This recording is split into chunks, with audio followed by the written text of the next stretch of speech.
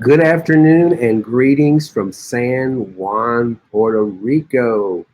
My name is Martin Coward, and welcome to Noonday Meditation and Contemplative Prayer Power Hour, where we gather together every day at noon, Monday through Saturday, to stop, get still, and listen to that power within us to guide us through this pandemic. It's an opportunity for us to come together in support for each other and to build a new world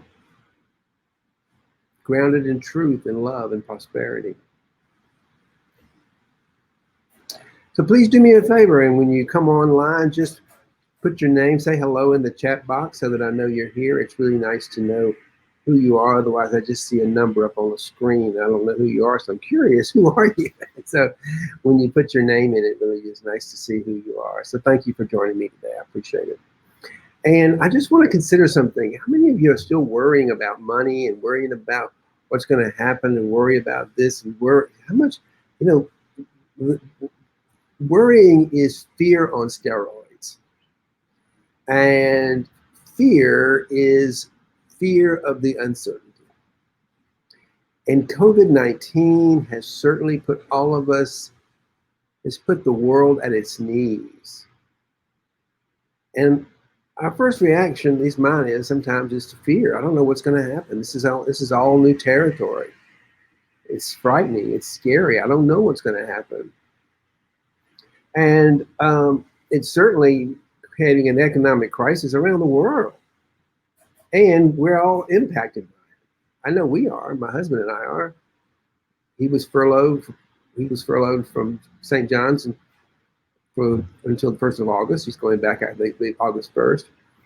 But in the meantime, we've had to, it's unemployment, and these are things that we're dipping in. Thank God we're dipping in. We've got some savings, some retirement money, and we're dipping into that a little bit to pay our bills, pay our mortgages, so we get by. And I feel lucky we have it. And I'm telling you this story because, one, I feel grateful that we've got it. We have saved some money. We're not rich, but we've saved the money. We're going to make through this. But I mean, we are rich. I guess I shouldn't say we're not rich. We got plenty. But I certainly wouldn't call it rich in today's the old economic standards. But we've got wealth within ourselves and prosperity. That's what I want to talk about today. And that's what's woken up for all of us in some ways is this. I know I spent most of my life chasing after money, chasing after success, working so hard to prove I was worthy. And before this happened, but certainly this has even enforced it even more, is it's made me wake up to how little we have control over our financial success. It's not so much that we think we're in control. But I think what's happened for me, at least, and a lot of my friends and people that I've been in conversations with, we're not in control of anything. And I remember learning from my mother as a little kid, that people who didn't have money were lazy.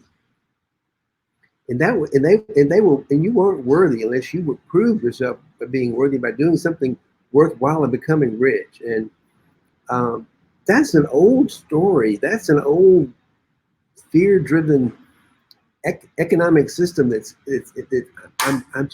seems to be imploding on itself because it's damn painful. And I'm just amazed at how little I worry today about money. Here we are in the middle of this crisis, in the middle of this pandemic, and as a traditional financial planner, I never did any of the things that I told people they had to do to get financial freedom because it didn't work. And I thought something was wrong with me. But actually, those old systems are based on scarcity. They're based on an illusion that there's a finite amount of money, a finite amount of resources in the world. And we worry about not getting our share so we can have a happy life. So we do even things that are really good for the world. We deliver a good product, but we're doing it out of fear, and we're doing it for ourselves.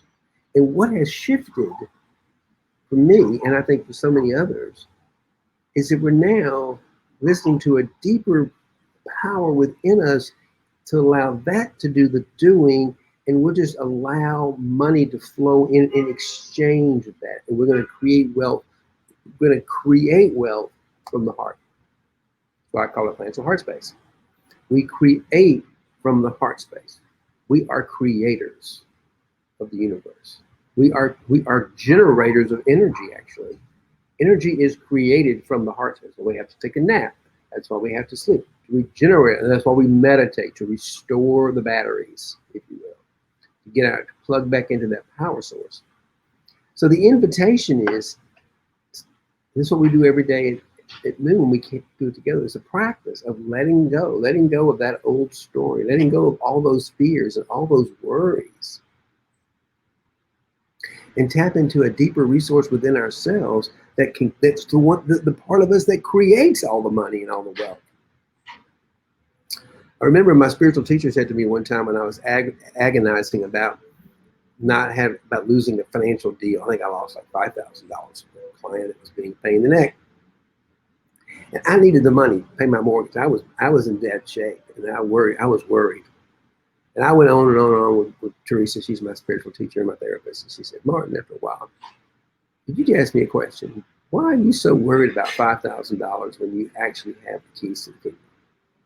And that's what we all have. That's what we all come to realize. And that's when we can stop worrying. We are born with the keys to the kingdom. As Jesus says, the truth will set you free. The keys to the kingdom are at hand. They're here for all of us. We don't have to do anything to do. We just have to show up with love and gratitude for what we have. I think that's what we're all learning, isn't it? That there's a deeper part of us that is going to be that creates from the heart. And from that creative space, there's no need to worry about money because we have all that we need to create a life beyond our wildest imagination. And we don't have a need we want to share. We're coming from generosity. So we want to share what we have. The old story of the loaves and the fishes, it wakes up that generosity within us, the prosperity within us. And I'm going to come to say that as a contemplative, that's what's waking up with around the world, is as that old economic system that was so painful implodes, and all those social mores that actually made some people better than others, and all that stuff sort of almost implodes as more and more people wake up to a deeper truth within themselves. And that's really exciting, isn't it? It's exciting to be part of something this big. We don't come to this every day at noon to get all glum and bored and suffer. We come here to let go of all the pain and suffering. Give that to God. Give that to the Divine Mother to love us and nurture us. Tell us the truth, that we're loved, that we're creative, we're powerful. It's our nature. So my invitation for you today is to stop worrying. Stop doing, stop thinking, and start being. Start listening. Start being more creative.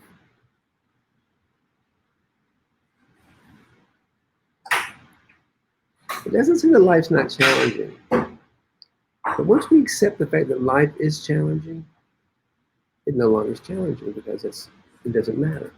Because that's the way life is. And COVID-19 is certainly challenging a lot of us, isn't it? But I think it's challenging us to wake up to a new realization about humanity and what we are as human beings. We are creative. We are creative.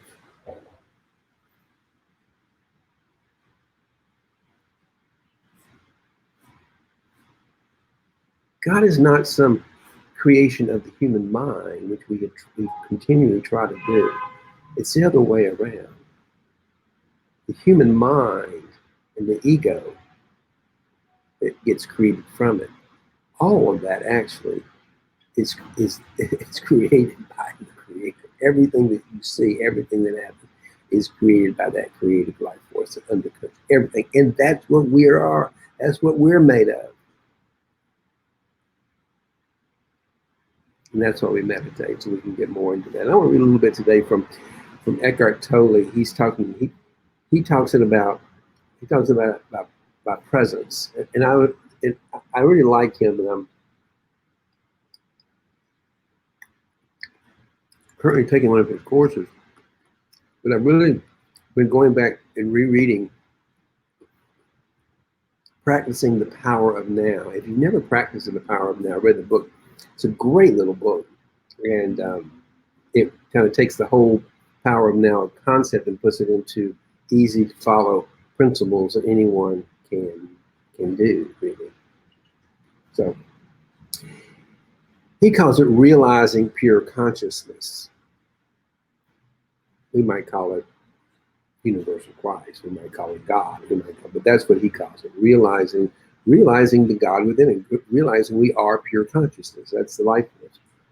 Whenever you watch the mind, you withdraw consciousness from mind form, which then becomes what we call the watcher or the witness. Consequently, the watcher, pure consciousness beyond forms, becomes stronger and the mental formations become weaker. When we talk about watching the mind, we are personalizing an event that is truly of cosmic significance. Through you, consciousness is awakening out of its dream of identification with form and withdrawing from form. This foreshadows, but is already part of, an event that is probably still in the distant future. As far as chronological time is concerned, the event is called the end of the world.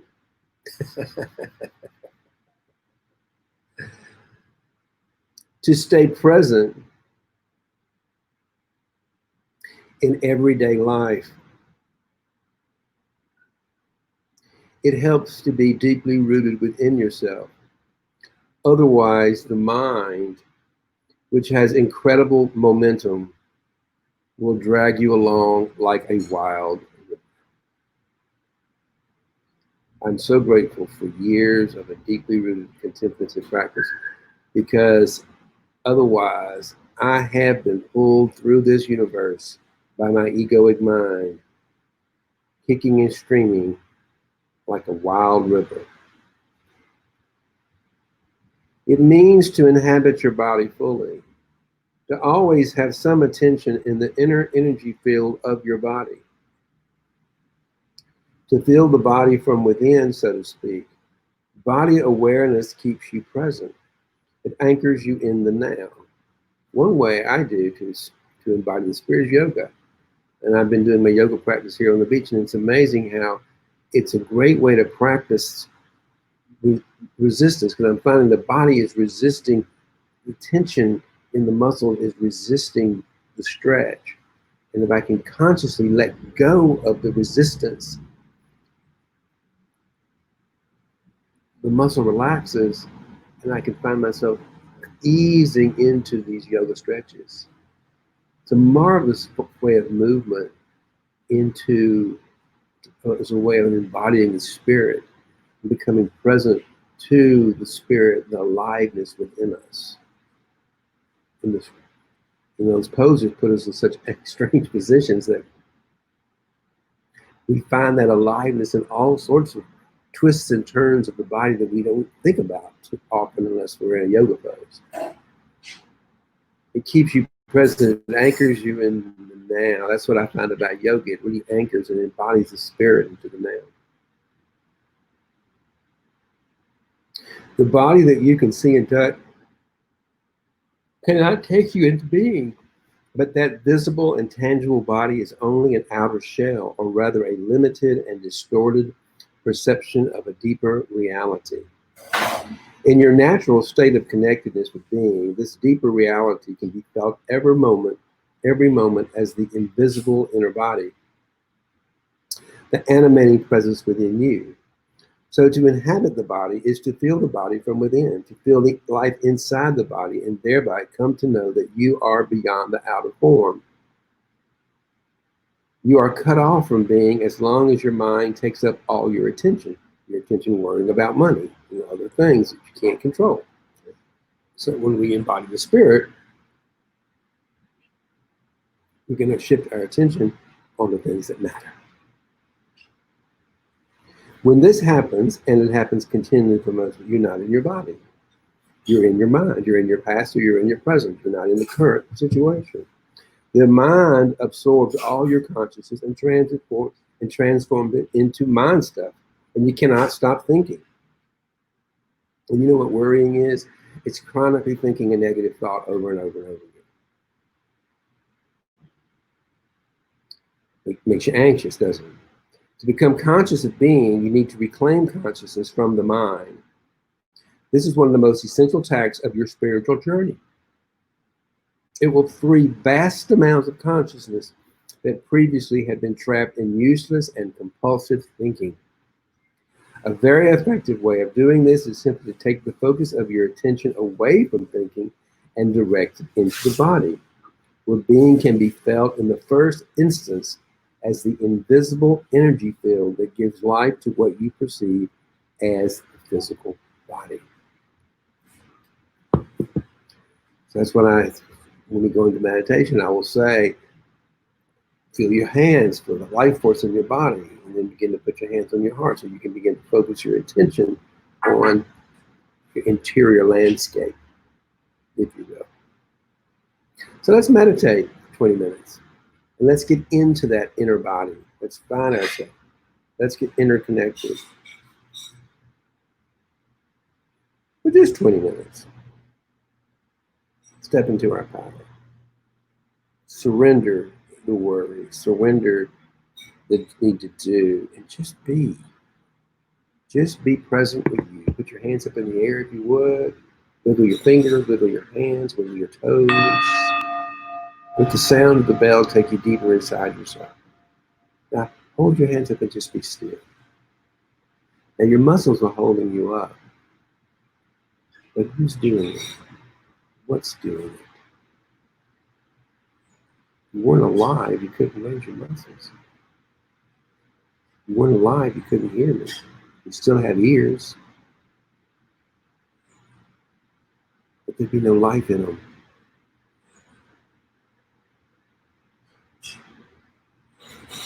Just feel. How do you know you have hands? But you can feel them. And bring your hands and put them in front of your heart. And allow yourself to get really still. Get quiet. And listen to the sounds of the world.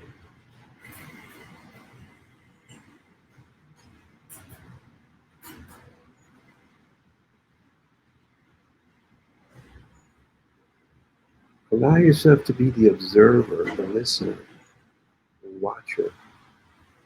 That's what you are. Fall back into that watcher, that listener, that observer, because that's the same part of you that if you'll let go of resistance is doing. And what it is love to do more than anything else? Create. It loves to create. By nature, we are creators. So stop doing, stop worrying, stop thinking, stop working so hard. And fall back into love and just being. And let the creative force within you do its thing. Become the servant to the creative life force. Surrender your own will for the will of the creative force within you. Life becomes a lot easier, a lot more fun, and a lot more exciting. And that's what we're waking up to. And when enough of us wake up to this reality, this truth, just imagine the socio-economic systems we're going to create that are going to support this reality. We're going to create systems that support everyone's genius, provide opportunities for everyone to enjoy the wonders of the world. So just let go of all those beliefs about who deserves and who doesn't. We're all loving. We're all pure consciousness.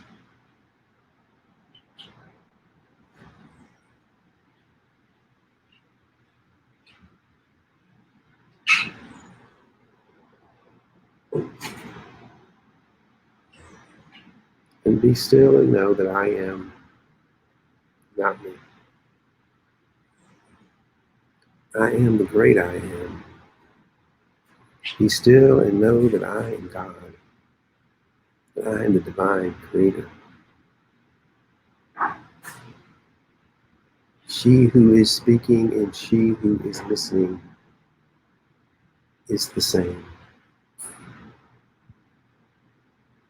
That is what one is. That is what non-duality is. We're one beautiful, gigantic, loving energy.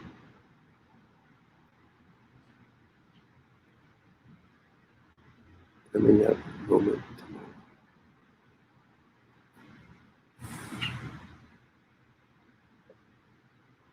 And be still in that energy. And listen.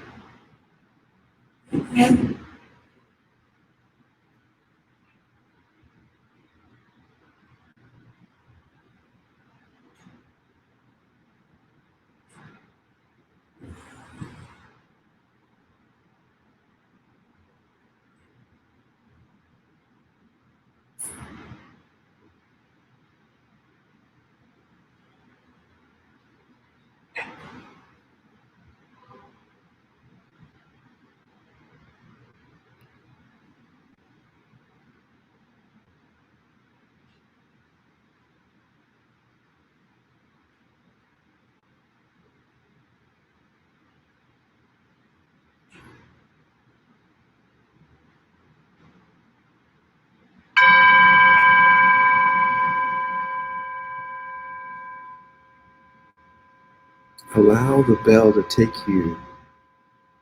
Feel the vibration of the bell taking you deeper and deeper inside.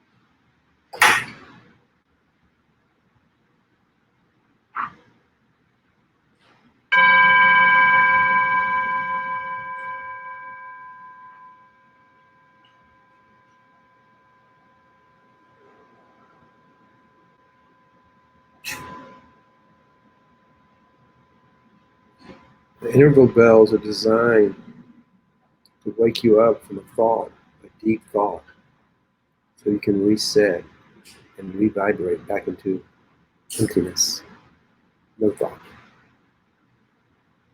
Wonderful world of unknowing. I don't.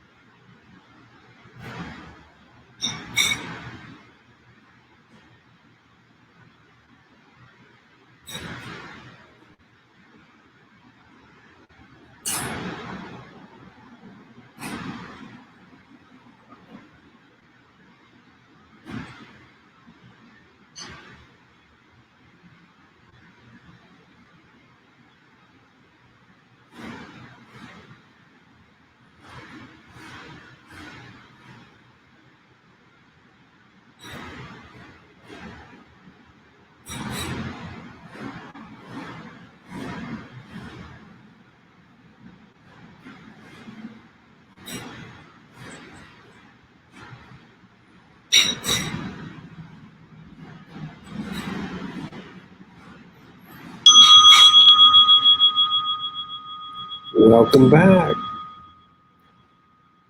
How are you feeling? What did you discover? What thoughts did you have to let go of? Did you have a chronic thought that kept coming back up over and over and over again?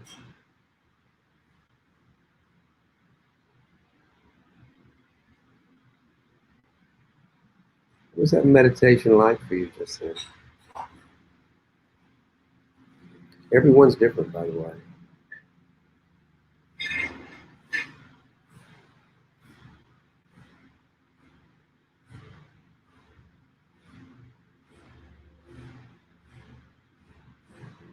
The experience of presence has a certain consistency to it, from my perspective.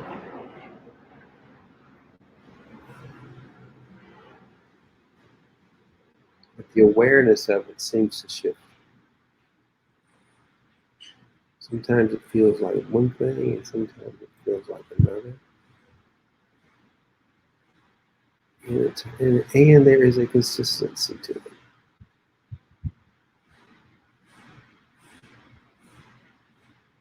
At least from where I'm perspective. So thank you today for joining me. As I am live from Puerto Rico. It's kind of warm and balmy today. Not much sun, cloudy and balmy, Caribbean light. So I'll be back tomorrow. And in the meantime, may love and prosperity prevail. Again, thank you so much for joining me today. It's great to have you.